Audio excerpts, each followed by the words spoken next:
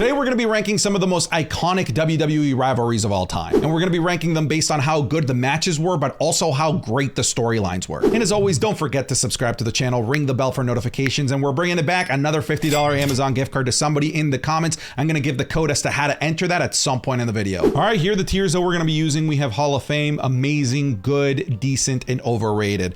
Notice how I don't have any bad categories, and that's because all of these rivalries are fantastic. It's just that I'm going to be making the case that a few of them are better than others, and I'm also going to be making the case that a few of them are overrated in fans' eyes. Let's go ahead and get started with the Usos versus the New Day, and I'm going to be putting it into the good category. It goes into the good category because the matches that these two tag teams had were legendary. They are iconic, and they carried the tag team division for the better part of a decade throughout the 2010s and into the 2020s. Yes, their matches were fantastic. There's nothing to take away from their in-ring body of work. However, their storylines to me left a lot to be desired. They were usually very materialistic, right? It was just about who is the tag team champion. There was never anything deeper than that. That being said, the one segment that they had where they were doing a rap battle against each other, that was fantastic. I wish we got more of that throughout their rivalries. Unfortunately, we didn't, but at least we got fantastic matches, and it goes into the good category. One of the greatest tag team rivalries of all time. Next, let's go into Ronda Rousey versus Becky Lynch. And I'm going to be putting Ronda Rousey versus Becky Lynch into the overrated category. Now, hear me out here, okay? It goes into the overrated category because they've never had a one-on-one match together, okay? They were supposed to have a one-on-one match at Survivor Series, but unfortunately, Nia Jax broke Becky Lynch's nose, which postponed that. In the process, it did create the man and an absolute megastar out of Becky Lynch. And we did eventually get a triple threat match between Ronda Rousey, Becky Lynch, and Charlotte Flair at WrestleMania 35. But again, to this day, we have yet to get Becky Lynch versus Ronda Rousey in a one-on-one match. Once we get that, I will move this out of overrated and into decent and good. But for now, even though there is, a good storyline there for them to have a great rivalry, they've yet to capitalize on them and have them have actual one-on-one matches against one another. So overrated it is. Next, let's go into Rey Mysterio versus Eddie Guerrero. And Rey Mysterio versus Eddie Guerrero is a bizarre rivalry. I am going to be putting it into amazing. I don't think anyone here is going to be arguing that their matches weren't absolutely mind-bendingly good. Halloween Havoc comes to mind, WrestleMania 21. Their SummerSlam match was every time these two got into the ring, it was just a work of art, and their storylines were also fantastic with the exception of one, which I'll talk about here. I love the storyline of them being a tag team and Eddie Guerrero just wanting to prove that he is better and can beat Rey Mysterio, but just constantly failed until he eventually snapped. And then it led into, honestly, one of the most bizarre WWE storylines of all time, which was Eddie Guerrero versus Rey Mysterio in a ladder match for the custody of Dominic Mysterio. It's just one of the weirdest storylines of all time. But, aside from that, even though it is one of my guilty pleasure storylines, that custody battle, it is still an amazing rivalry, both from in-ring work as well as storytelling. It goes into amazing. Next, let's go into Daniel Bryan versus The Miz. And I'm going to put Daniel Bryan versus The Miz into the decent category. And the reason for that is because we didn't really get too many in-ring clashes between the two, and their matches weren't fantastic. Like, yes, Daniel Bryan is one of the greatest in-ring workers of all time. The Miz has gotten so much better in the twilight of his career, but like the matches that they had, didn't really blow me away. Like, I wouldn't say that they were the Miz's best matches, and I wouldn't say that they're Daniel Bryan's best matches either.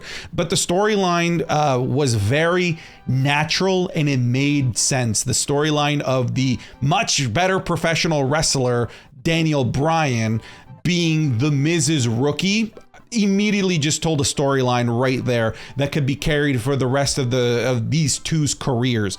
I will absolutely say that the Miz cut one of the greatest promos of all time on talking smack against Daniel Bryan when Daniel Bryan was not an in-ring competitor. I wish that had led to an actual match within, the immediate future. Unfortunately, it didn't.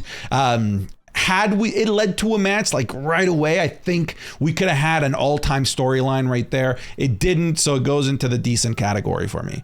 Next, let's go into Chris Jericho versus Kevin Owens, and this is also going to go into the decent category. It's going to go into the decent category and not good because, well, you know, unfortunately, Vince McMahon robbed us of the ability of having these two in a WrestleMania main event match for the WWE Universal Championship. The story goes, these two were supposed to main event WrestleMania for the Universal Championship. Chris Jericho challenging Kevin Owens for his title. Unfortunately, they made a last-second call and had Kevin Owens drop the title to Goldberg, and then eventually Chris Jericho won the U.S. title, and they made their match for the U.S. Championship. Their in-ring body of work, that was kind of lackluster. They never really had any sort of like mind-bendingly good match. But to me, it's one of my favorite storylines of the 2010s because these two just had phenomenal on-screen chemistry. I cannot talk enough about how good the Festival of Friendship storyline was. So to me, it is one of the best storylines of the 2010s, even if the in-ring body of work left a lot to be desired. So it goes into the decent category for me. Next, let's go into Daniel Bryan versus Triple H, or if we want to be a little bit more specific, really it's Daniel Bryan versus The Authority. And to me, this is an all-time storyline. Daniel Bryan versus The Authority really genuinely is one of the greatest rivalries in professional wrestling history, and probably the greatest rivalry of the entire 2010s. It led to one of the most organic moments in WrestleMania history. The guy that the fans want, finally WWE put on top, and in the process told a phenomenal, beautiful storyline of struggles, triumphs, defeats, heartbreak, all the way into leading to one of the greatest crescendos in a storyline ever, where Daniel Bryan had to have two matches at WrestleMania 30, first with Triple H and then with Batista and Randy Orton. The storyline was an all-timer. The storyline was an absolute all-timer, and the match, even though it was only one, Triple H versus Daniel Bryan, but then just all of the matches that were part of that storyline, you know, starting with Daniel Bryan, John Cena, and then carrying on Daniel Bryan, Randy Orton, everything about Daniel Bryan's journey and having to overcome everything that Triple H put in front of him to eventually crescendo at WrestleMania 30 was expertly executed and booked. It's one of my favorite storylines and rivalries of all time. Daniel Bryan versus The Authority goes into the Hall of Fame category. Next, let's go into Cody Rhodes versus Roman Reigns. And I think this is a little bit too early to really be rating this, so I guess I'll put this into the overrated category because frankly, this shouldn't have been the rivalry. This shouldn't have been the rivalry at WrestleMania. Like, you know, the match that they had was great and all, but it was a very undercooked storyline for such a big marquee match. They only had about a month, right? The time after Elimination Chamber to WrestleMania 39 to try and get us to care about this. And they ultimately didn't, because the feud wasn't really about these two. The feud was internal amongst themselves, right? Roman Reigns trying to maintain the bloodline and Cody Rhodes trying to finish the story. The heat between those two was never really truly felt. I'm sure it will continue to develop here throughout the years. The match was fine at WrestleMania 39. I enjoyed it, but you know, it wasn't face meltingly good enough to get it out of overrated. So I'm going to put Cody Rhodes versus Roman Reigns into the overrated category. Let's go into CM Punk versus John Cena. And I'm going to put CM Punk versus John Cena into the good category. I know you're like, whoa, what the hell? How is this not amazing? How is this not Hall of Fame? Look, I get where you're coming from. But the thing is, like, break this down a little bit more. Yes, their Money in the Bank match 2011 is an all-timer. But that match was a catalyst to a bigger storyline, which was the rivalry of Vince McMahon and the System versus CM Punk. That was the real feud and rivalry of the Summer of Punk. It wasn't really necessarily Cena versus CM Punk, although their matches were always great. Money in the Bank was great. SummerSlam was great, even though it was overbooked at the end with Kevin Nash. Their matches were fantastic. They told a decent story, but again, the overarching story was greater than just John Cena versus CM Punk. It was CM Punk versus the system, and in many cases you can say, but John Cena is the system because he is the face of the WWE. You know, I think there's a great video essay somewhere in there, and perhaps maybe that's something that I visit one day as a video. For now, I'm going to put this into the good category, but I'm willing to have my mind changed that as a rivalry, as an individual rivalry between those two is better than just good. Let's move on to Triple H versus Shawn Michaels, and that goes into the Hall of Fame category as well. Holy, whoo! This is one of my favorite rivalries of all time. It actually includes one of my favorite matches of all time, which is Shawn Michaels versus Triple H at SummerSlam 2002. I genuinely credit that match to making me the hardcore wrestling fan that I am today. I will say, you know, I think that there's an argument to be made that storyline throughout 2002 up until like 2004 maybe ran a little too long. I don't care. Every time those two had a match was absolutely fantastic. The storyline that they told was just a very natural one. Best friends becoming bitter enemies, bitter rivals that, you know, couldn't just be held down by just a 3 count. It had to be violent, bloody, last man standing matches, 3 stages of hell, unsanctioned matches. Like, it was never just a clean bout. It was always just this incredibly violent, bloody affair between those two. And again, the storylines were just, again, very organically good, because anybody can relate to that, right? The storyline of best friends becoming bitter enemies. So it's going to go into the Hall of Fame category for me. Let's put another easy Hall of Fame. Okay, Stone Cold versus Vincent Kennedy McMahon. I think that not only is this a Hall of Fame rivalry, but there is a strong case to be made that this is just the greatest rivalry in WWE history, period. Not only the greatest rivalry in WWE history, but also the most important rivalry in WWE history in terms of carrying the WWE through the Monday Night Wars. And I don't really have too much to say there, because it was all storytelling, because there was physicality between the two, but it's just the classic story of the mean boss versus the employee that's just had enough. Anybody can relate to that. Anybody that is an adult that is in the workforce can relate with that storyline, and that's why so many people got behind it. That's what made Stone Cold such a hot, absolutely lovable bad motherfucker. So that goes into the Hall of Fame for me. Next, let's go into Bayley versus Sasha Banks, and this is interesting, right? Like, their matches, like I'm specifically in NXT were some of the greatest, arguably the greatest women's match of all time at NXT TakeOver Brooklyn.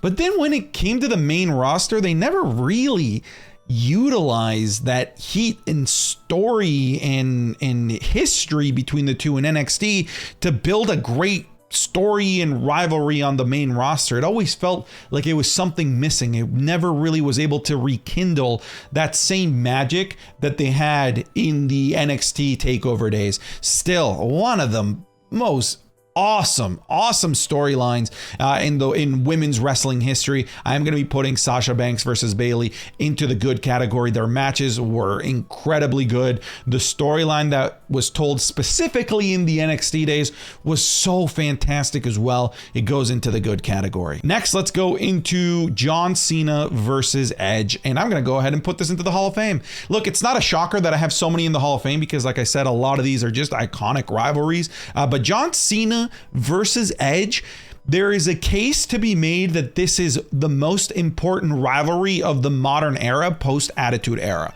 And that is because this rivalry, in my opinion, made John Cena the greatest babyface in the company at that time. He was, of course, already on his way to being pushed to the moon, but this is the storyline that really cemented John Cena as the top babyface, while at the same time cementing Edge as the top heel. And this rivalry would give us the top heel and the top babyface in the company for years to come. Their matches were fantastic. The first ever Money in the Bank that was ever cashed in. We had the fantastic TLC match at Unforgiven.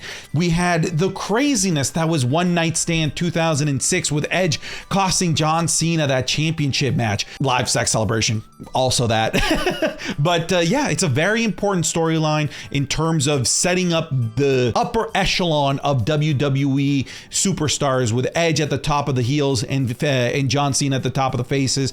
And again, their matches were fantastic. The storylines that they were telling were equally fantastic. Just everything about this rivalry was top notch, so it goes into the Hall of Fame category for me. Next, let's go ahead and grab Mick Foley versus Randy Orton, and this goes into the amazing category.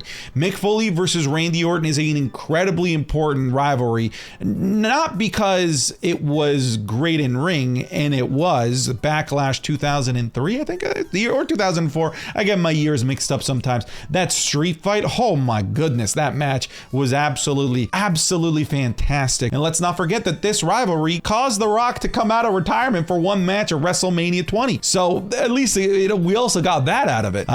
But the reason why this is such an important storyline and rivalry is because this was Randy Orton's coming of age moment. And what's funny is that it took a bump on tax and an incredibly violent and bloody match for the crowd to finally see Randy Orton as that fucking guy. And funnily enough, it kind of was the same thing for Triple H. It kind of took the ass whooping from Cactus Jack in the 2000s for people to finally recognize what a bad mother effer Triple H really was. And that was that moment for Randy Orton. The storyline was fantastic. This was the height of the legend killer. Arguably, in my opinion, Mick Foley's best storyline and gauntlet of matches. So I'm going to go ahead and put Randy Orton versus Mick Foley into the amazing category. Look, I'm going to here we go, another Hall of Fame one.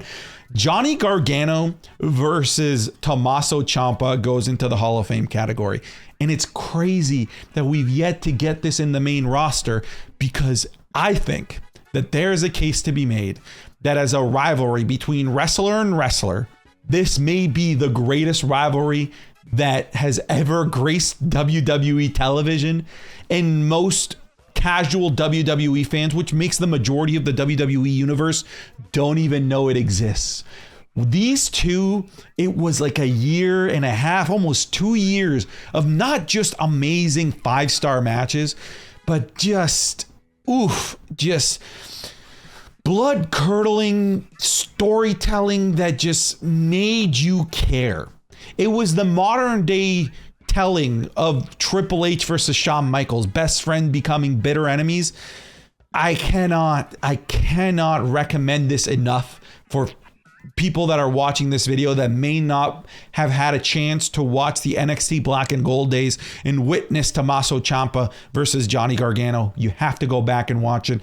It is one of the greatest storylines in WWE, and most WWE fans don't even know about it. It's crazy, right? All right, next we're going to give you the code as to how to enter for the $50 Amazon gift card. All you have to do is leave a comment with the word color. That's it. Color. You can tell me about your favorite color. I don't care. It's just what I'm going to do to search for people in the comment section that made it all the way down to this portion of the video. Again, you just have to leave a comment with the word color, and you have to like the video, and you're automatically entered for the draw for the $50 Amazon gift card. All right, let's go. Let's keep going here. Let's go into Roman Reigns versus Brock Lesnar. And I'm going to put this into, man, like, it's hard to not put this into amazing, as frustrating as this rivalry is, because it's a rivalry that we wanted to just stop. Like, okay, like, we've seen this enough times. It main evented 3 WrestleManias at this point, 31. What was it? Well, the most recent, 38, and there was another one in there, 30 something, 33 or something like that. I can't quite remember, 32. And it was never ending, the rivalry between these two, and we just wanted something else. But it's tough to not recognize a storyline and a rivalry as amazing when it's main evented 3 goddamn WrestleManias. Again, as much as I wasn't all about this, their matches were pretty good. SummerSlam, Last Man Standing was fantastic. We had their WrestleMania 31 match was a fucking all-timer with the cash-in. So I am going to put it into amazing, even though it was absolutely the opposite of organic. This was WWE shoving this rivalry down your throat to the point where you were going to accept it. So it's going into the amazing category for me. Next, let's go into Cody Rhodes versus Seth Rollins. And you know what? Like, I don't think that this is necessarily overrated. I just don't think it's that great. Like, their matches were fantastic. I love their matches. But in terms of storytelling, aside from the Hell in a Cell match, there really wasn't a lot there. And I didn't love the fact that it was just Seth Rollins doing the job 3 times for Cody Rhodes. That really bothered me as a Seth Rollins fan. I would have loved to see him get a W somewhere in there. You know what? I changed my mind. Let's put it into the good category. I think I'm being a little bit harsh here because their Hell in a Cell match was an all-timer. It was a 5 out of 5 match, both in ring and in terms of storytelling. I just don't love the creative decisions that they took to basically just completely put over Cody Rhodes and completely bury Seth Rollins. Either way, like, it worked out for both of them. Seth Rollins is a megastar at the top of the card. Cody Rhodes is a megastar feuding with the biggest heel in the company, Dominic Mysterio, but I digress. All right, let's go into Sami Zayn versus Kevin Owens. And Sami Zayn versus Kevin Owens goes into amazing. I think this was the prototype storyline for what WWE ended up perfecting down the line with Johnny Gargano and Tommaso Ciampa. These two just even though they're tag team champions, best of friends right now, they just work so well as enemies. They really, really do. They have phenomenal in-ring chemistry. As we've seen, they just have fantastic on-screen and promo chemistry against one another. And it's a very organic story. Again, best friends, bitter enemies. Like, we're going to keep rehashing this. Best friends becoming bitter enemies just makes for a great storyline through and through. So Kevin Owens versus Sami Zayn goes into the amazing category. I'm not going to spend a lot of time on this. Like, The Rock versus Stone Cold, Hall of Fame, right? Like, matches, storylines, legacy. There's this might even be like a tier above Hall of Fame. I don't have anything else above Hall of Fame, so this is going to go into the Hall of Fame. But I don't know. Try and make a case against that one. I don't think I'm going to be listening to it. Let's go into Brock Lesnar versus The Undertaker. And oh my God, like, I want to put this into Hall of Fame because of how important this rivalry is. You know, like, it's the freaking rivalry that ended the streak of The Undertaker. Okay. But I hated the fact that it was Brock Lesnar that ended the streak of The Undertaker at WrestleMania. But they've had 2 rivalries that both, there's a case for them to be amazing, right? They had the early Ruthless Aggression era rivalry with their match at Unforgiven, No Mercy. That Hell in a Cell match was fantastic. And then fast forward to their modern era matches at WrestleMania, SummerSlam, Hell in a Cell. Yeah, okay. All right, I convinced myself. I'll put Brock Lesnar versus The Undertaker into the amazing category. All right, I sold myself on it. Next, let's put Jey Uso versus Roman Reigns. And dude, like, by the end of this Bloodline storyline, this is going to be Hall of Fame, right? For now, we'll keep it into the amazing category, but it's not over. It's still going. It won't stop, can't stop. This storyline right now, like I think there's already a case for it to be a Hall of Fame rivalry and storyline.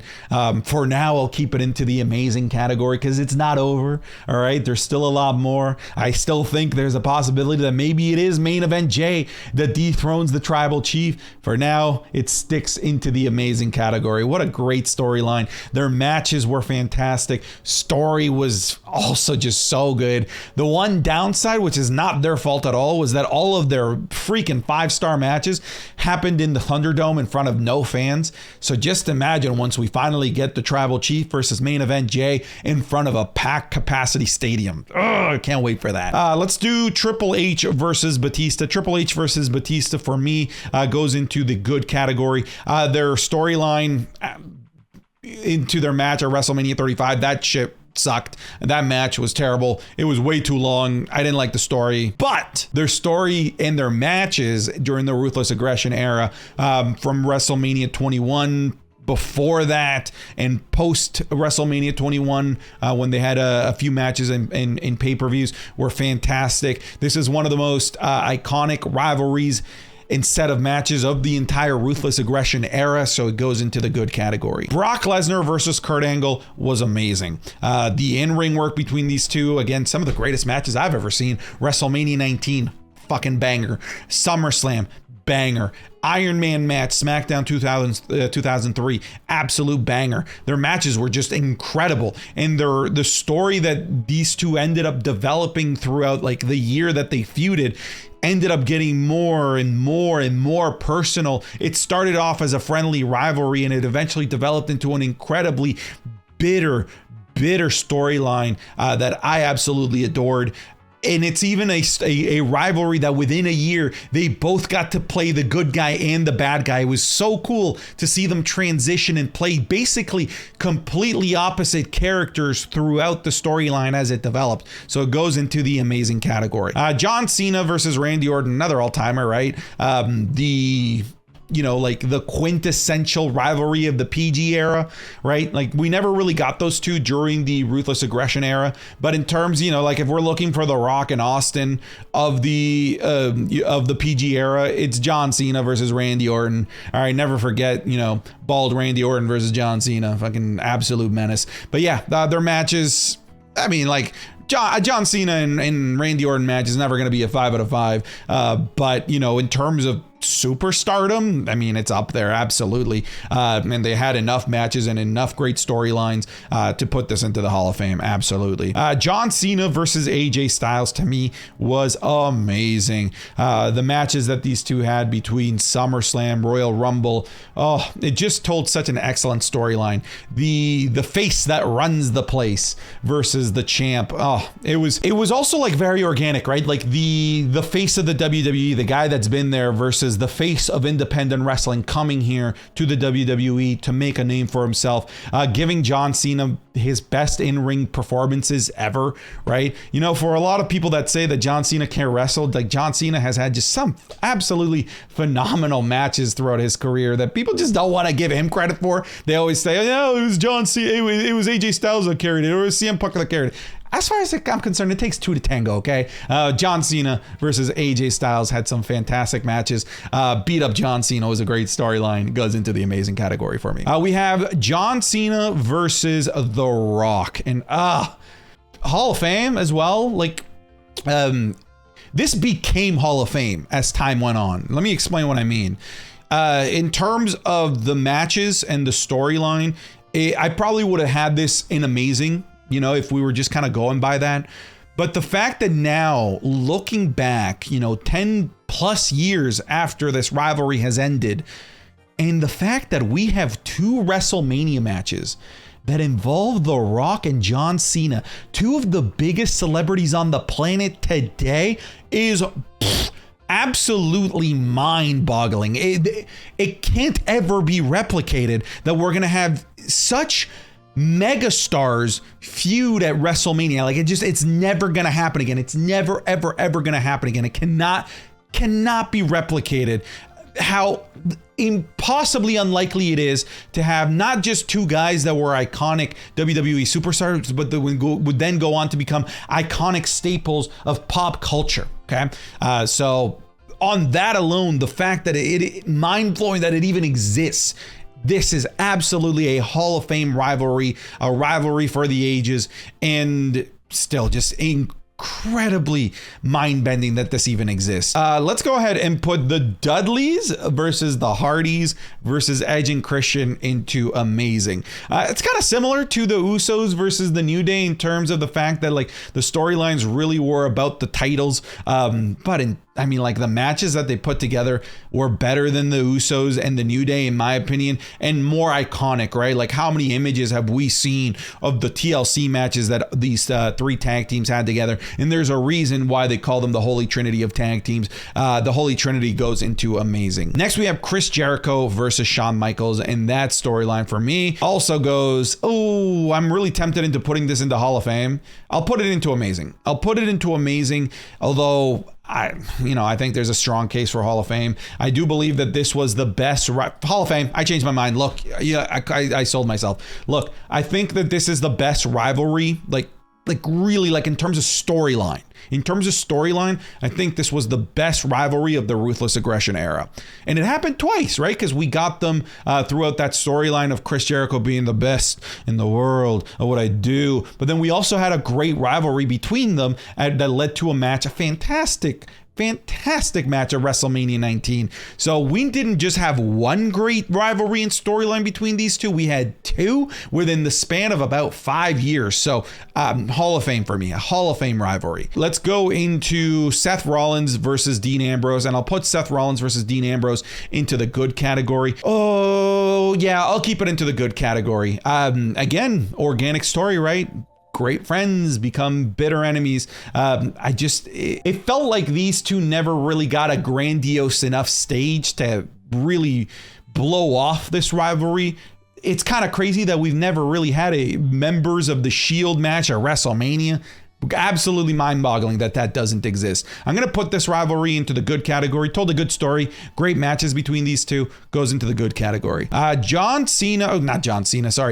versus Matt Hardy goes into the overrated category. I don't love storylines that use very real life subject matters and bring them to light, right? Like it's very uncomfortable that they made a storyline about Lita really in real life cheating on Matt Hardy with Edge, and then the WWE cashing in on it and making a rivalry out of it. I don't know, man. Like I feel gross and icky about it. So of course it's a natural storyline for these two guys to hate each other. Of course. But, I watch WWE and pro wrestling and I enjoy it because it's fiction. And when it gets that real, I have a tough time getting behind it. And I think I'm in the minority there. Don't get me wrong. Like I'm not trying to convince you into going into my lane here. You want to disagree, that's totally okay. Like let's sound off in the comments and keep it respectful. It's just like for my personal taste, when it gets that real, I don't love it. So it goes into the overrated category. It's just too much awkwardness for me. Let's go into Kane versus The Undertaker. That goes into amazing. Brothers, one that burned the other one and the other one that killed the other. Like, come on, dude. Like in terms of spooky wookie storylines that the WWE has told, probably like the greatest spooky wookie storylines of all time. They've never been able to replicate another great spooky storyline like to the level of this. They've tried with Bray Wyatt, but it just doesn't work. But yeah, Undertaker versus Kane, that's an all-time rivalry right there. It goes into amazing. And let's wrap this up with Undertaker versus Shawn Michaels. That goes into the Hall of Fame category. Great storyline and matches throughout the Attitude Era. I mean, the first ever Hell in a Cell match was between those two. And then of course there are duology of matches at WrestleMania 25 and 26, considered one of the greatest not just matches of all time, but stories that have been told in WWE history. So it goes into the Hall of Fame for me. What do you guys think? Tell me in the comments. But for now, get out of here.